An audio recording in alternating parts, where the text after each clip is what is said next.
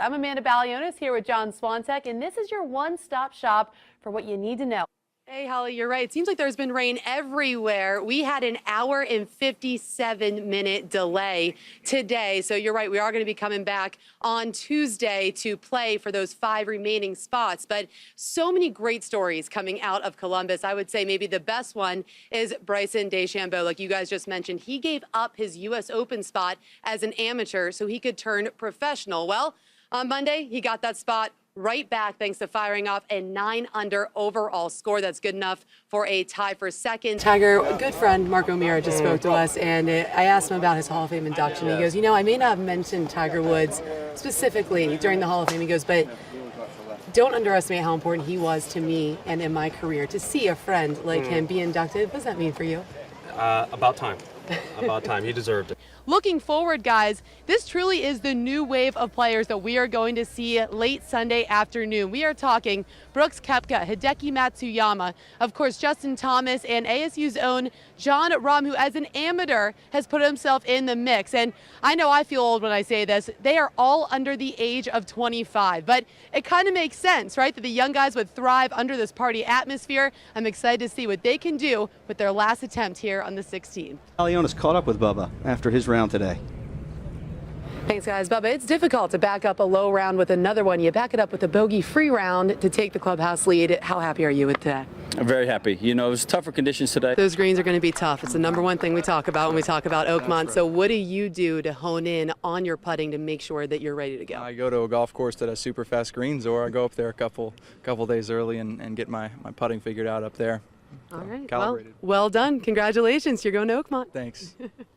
What a week it was for 21-year-old Jordan Spieth. He broke every record he could get his hands on, and if he couldn't break it, he tied it. A week's worth of domination in just his second Masters tournament resulted in his first green jacket and major championship victory.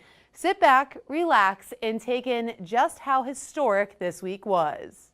After tying the 18-hole scoring record and becoming the youngest to hold the lead after round 1, Spieth broke the 36-hole scoring record, then the 54-hole record. Let's take a look at some of our highlights that are particularly impressive considering what we've seen on the Ocean course so far. This is Vijay Singh on the 7 par 5, his third shot from the sandy area, not the B word, guys, remember. And a fantastic result here as he sticks it within 3 feet. Look at that flag blowing. The winds are up.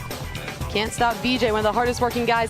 Yeah, so 6 guys are going to be coming back for just 5 spots remaining. You already mentioned it. Luke Donald's going to be in the field. Jason Allred as well. And I absolutely loved what Jason Allred said. It just speaks to how much the U.S. Open means to all of these players. He flies up from the Dominican, comes right here, says he would actually be teeing up in the dark if that meant having a chance to play in the U.S. Open. It was a tremendous day, so we just don't want it to end. We'll continue it on Tuesday morning. The club that you have with you right now, the flat stick, how important is that going to be for you this week? Is that something that you've been really focusing on? Yeah, it's a critical club. So what's the putter?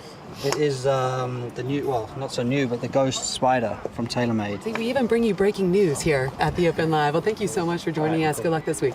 Back to you guys. First full field event of 2016 is off and running at the Sony Open in Hawaii. Lucas Glover said after his round that standing over your first tee shot of the year, it can be nerve-wracking, that you never know if the game you've worked on in your off-season is going to show up. Well, for these guys, their game definitely made the trip. I asked Ricky, do you mind if we tag along with you and just see what a typical Tuesday is like? He said, come on. And I got to tell you, by the end of this day, I was ready for a nap. He said, this is just a typical Tuesday. Check it out.